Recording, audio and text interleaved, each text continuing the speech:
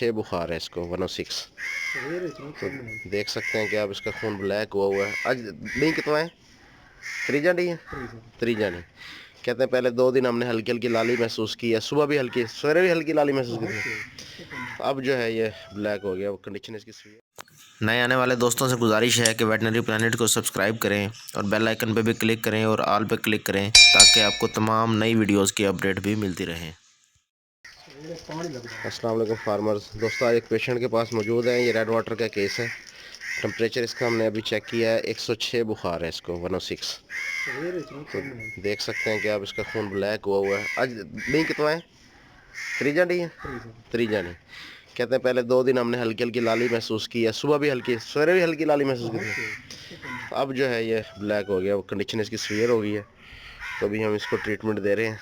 जैसा कि आपको पता है, आपने मेरी पुरानी वीडियोस देखी हैं कि हम इसमें जो ट्रीटमेंट करते हैं वो मज़ीद आपसे हम दिखा देते हैं और लास्ट में उसका स्लाइड शो भी दिखाते हैं।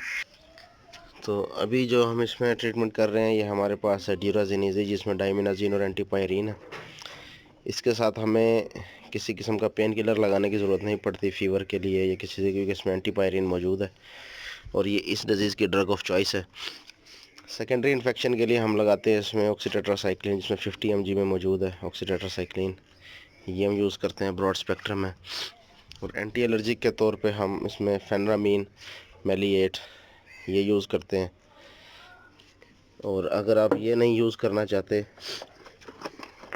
तो इसमें एंटी एलर्जिक के तौर पे एक और चीज़ है जिसको हम मेप्रासान बोलते हैं, जिसमें मेप्रामीन मेलिएट है।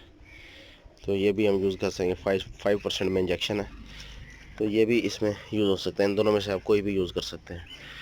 तो अभी इसकी ट्रीटमेंट करते हैं और 12 घंटे के बाद इसकी कंडीशन देखेंगे। इंशाल्लाह कल इसको दोबारा आपको अपडेट करेंगे इसी वीडियो के थ्रू।